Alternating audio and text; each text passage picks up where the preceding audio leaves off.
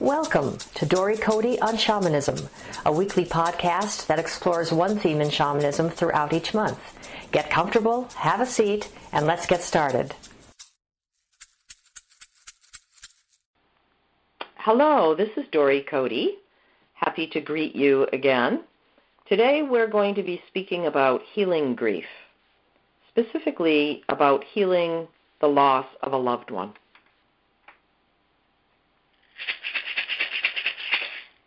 Dory, our first listener question is, I have been grieving the loss of a beloved parent, and I can't seem to get over it. Why can't I get over it even after years?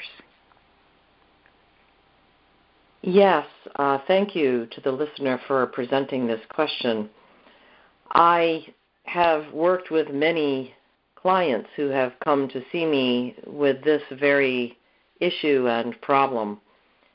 It seems that what is the most difficult for us as people of this time is to believe wholeheartedly that our loved ones, though they are not physically present with us, are in fact still very much alive and able to communicate with us and be with us, that they are not truly dead. Their body has not survived, but their spirit has survived and always does and lives on until it comes into yet another lifetime. However, the reason so many people like yourself grieve the loss of a loved parent for really, really long times is that it's difficult and challenging to trust that their presence is very much here with you and that they are capable of communicating with you through omens, such as what we talked about last month, and through other signs and ways that they have the capacity to connect with you. So my suggestion is for anybody who is having a really challenging time getting over the grief of a loved one is to do two things. First of all, accept that life is never the same once you have lost a loved one in this lifetime. The physical presence of someone that you have loved is something precious and cannot be replaced. And it is honestly okay to be in grief forever. And yet, on the other side is also the understanding that it is possible to appease yourself and to calm yourself with knowing that your loved one is smiling upon you and is with you. And that often is a balm, a healing balm to our own souls, to our own selves, to know that, yes, I am sad. That person is not here with me anymore. And I trust and know and can feel that they are here present with me. And that helps. It helps to know that. It helps to heal that overwhelming sense of grief. Thank you. A parent wrote and asked, I don't believe in heaven, but I want to trust that my child is in a good place. How do I know that and still not believe in heaven? Well, a lot of people don't believe in heaven, and that's actually quite okay. I personally don't believe in a geographic place called heaven. I know firsthand from having done thousands of shamanic journeys that there are many realms that our spirit travels to when it leaves our body, and there is no one location called heaven. Heaven is a construct that we as humans have created. Unfortunately, what has happened is that as humans we have then taken that to the next step, which is, it's some geographic location. It's in the sky, and, there's this and that and all of these kinds of dogmatic kind of beliefs about, this place called heaven and then this other place called hell. In truth, I can testify without any shadow of doubt that all spirits leave the body and travel to other realms that are not visible to us with our seeing eyes, and that that spirit, whether it is the spirit of your child or a beloved parent or an animal or a friend, a neighbor, a partner, a colleague, all those spirits are very much alive and in a grand place. Are they all in exactly the same place? No, because there are endless possibilities of where your spirit may travel. There are many dimensions, many realms. However, I assure you that your child's spirit does continue to exist and is potentially accessible to you if you believe and trust that everyone has a spirit, everyone has this light, and that spirit lives on. You will come to know that your child's spirit is in a wonderful place and is content, is more than content, is actually happy, is joyous, is fulfilled, and has a purpose beyond the lifetime in the body. I suggest that if you continue to have doubts, that you find a shamanic practitioner somewhere in your area, or contact me at my website, and I would be happy to do a journey for you to connect with your child. It is what I do. It is what I know. I can assure you that a good shamanic practitioner who does this kind of work can help relieve your sense that your child does live on. Help relieve that doubt that your child does, in fact, live on. Thank you for asking that question, and thank you for being so brave.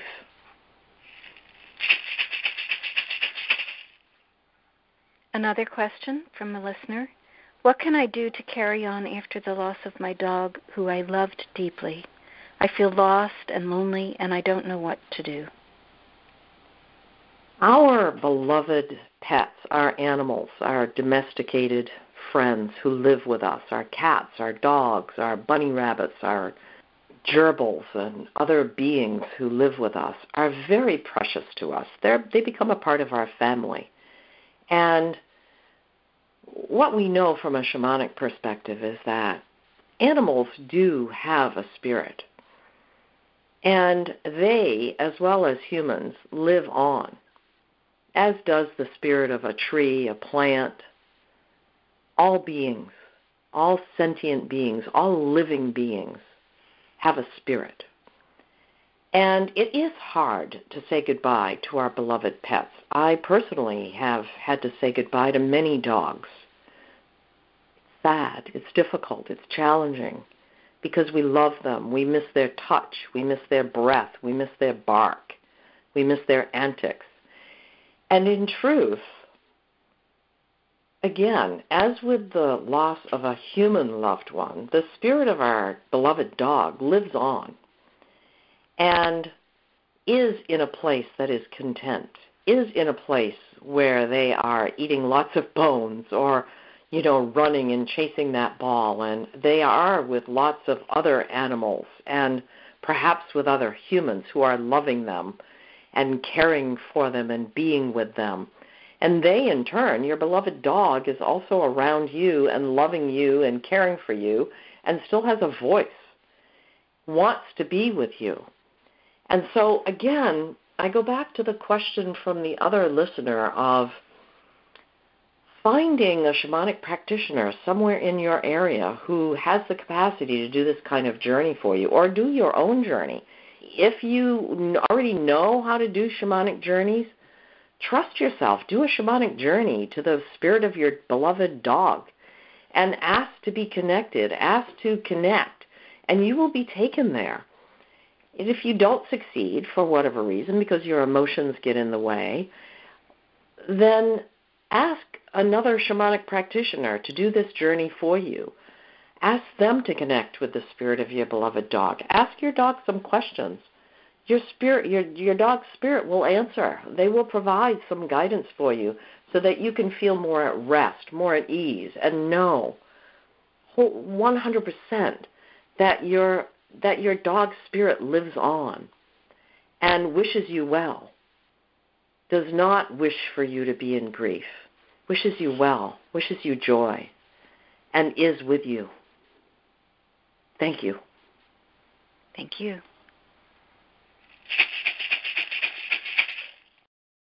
Sometimes we can feel or sense those who have passed over, sometimes right away after they pass, and sometimes not for months. Why is there a difference like this? Are some souls so weary from battling their exit from the physical plane that they need a time of rest? I have journeyed in my 15-plus years of being in practice to the spirits of many, many hundreds, actually, of spirits who have passed over. And my experience, and that of many other shamanic practitioners who I am in dialogue with on an ongoing basis, is very simply this. When our spirit leaves our body, we travel to many dimensions. Often, a spirit stays here on the earth plane for a while because they have some unfinished business. They want to visit with loved ones. Often they want to attend their own funeral or memorial service. They want to visit places here on the earth where they have felt a strong, sacred connection to the land or to a place. Maybe their summer camp or the top of a mountain they've been to. And then after some time, their spirit does move on and into the light and goes to another realm. The capacity of some spirits to come back here on the earth to visit with loved ones varies from spirit to spirit. Some are very content staying in this other realm and not coming back to earth and visiting frequently, whereas others do pop in and check in on you and provide you with experiences of knowing that they're here. For me, sometimes it's through a sense of smell. I can smell somebody's brewing coffee, and I know that that's a particular spirit, the spirit of somebody I've known and loved who has come to visit me. Sometimes it's just a sense that I have that that person has joined me in the car on a drive somewhere. Mm-hmm. There are other spirits who get stuck here on the earth, and they need some help moving on into the light. And, you know, sometimes we feel their presence, and if you feel the presence of somebody over a protracted period of time, and you feel that they're disquieted, then I would suggest you connect with a shamanic practitioner who can help to do what we call psychopomp, help move that spirit's presence into the light, relieve their suffering from being stuck here on the earth. And if you feel the presence of a loved one on an ongoing basis is a joyful presence, then rejoice in that and connect with that spirit. Talk with them. They can hear you. They are very, very present. They're there perhaps to be a guardian spirit, to be with you and to guide you through the rest of your life here on earth. So in short, I guess, in summary, I would say that there are many different experiences of spirits here on earth, and rejoice in whatever your experience is, except that if you feel the presence of a beloved who is suffering, then ask a shamanic practitioner to help them move on, to be in a place of peace and in the light. That is a possibility and a privilege of being a shamanic practitioner, to know how to lead the spirits of those who have passed over into the light.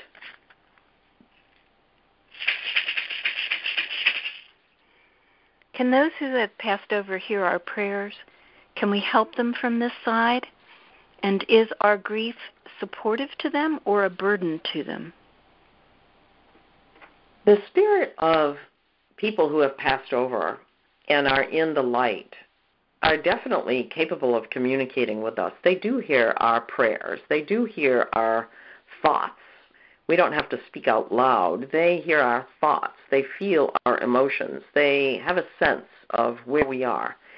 Now, as I said in the earlier question, the capacity for each spirit to do this is different from spirit to spirit. And I want to also address, do they hear our prayers? The spirits of those who've passed over don't really need our prayers. If they're in the light, which the vast majority of spirits are when they leave their body here on earth, with the exception of those who get stuck here, they're in a wonderful place, and they don't need us to pray for them. We need them to pray for us, frankly, because we're the ones here still in a body suffering here on earth because of the loss of them. So I would say if you're going to pray, pray for yourself and ask other people to pray for you. You don't need to help them from this side. It's much more likely that they are going to be able to help you. Often people feel the presence, the peacefulness of the presence of their beloveds beside them, and that helps them to make that transition from having lived perhaps with somebody who is alive in a body here with you and now is no longer here in physical presence. So pray for yourself. Ask others to pray for you. Ask your beloved who has passed over to help you because they are capable of helping you. And do not be worried about your grief being a burden to them because they're working at helping you and they're not connected to their own personal emotional self any longer. So you cannot burden them in any way. You can only burden yourself.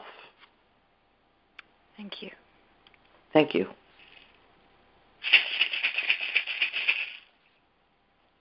I heard of a Buddhist practice to honor souls whose bodies die. The practice is to take a photograph and put it in a place of honor for one moon cycle following the death of the body, and to light a candle and remember what this soul taught those whose lives it touched. Does this practice support the souls that pass over, or is it more supportive of the souls that are left behind?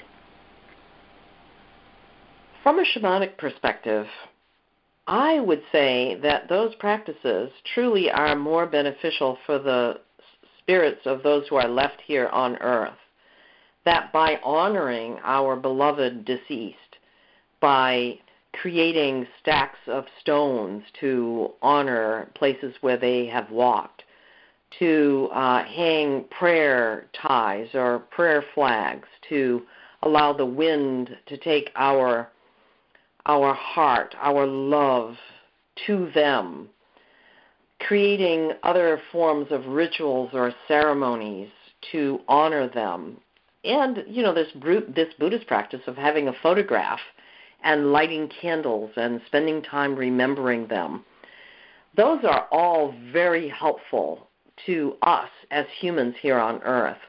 And when we reach out to others who have suffered a loss of a loved one, and we help guide them in doing a ritual or a ceremony or candle lighting or some kind of a memorial, then that is helping the suffering of the person who is in great grief. So I would say yes, yes, and yes. Do rituals, do ceremonies, lead prayers, do prayers for yourself and others. But do it for the living. Because the people who are on the other side, the people who have died, whose spirits are in another realm, don't require this. We do. Thank you. Thank you.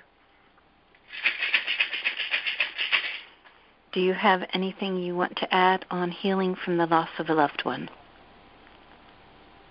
I would like to repeat that if you are in great grief and you have any doubt that your loved one is in a wonderful place, then reach out to a shamanic practitioner and ask them to help connect with your loved one and provide some guidance about where they are and any messages they have for you, because that may be your greatest source of relief and sense of peace.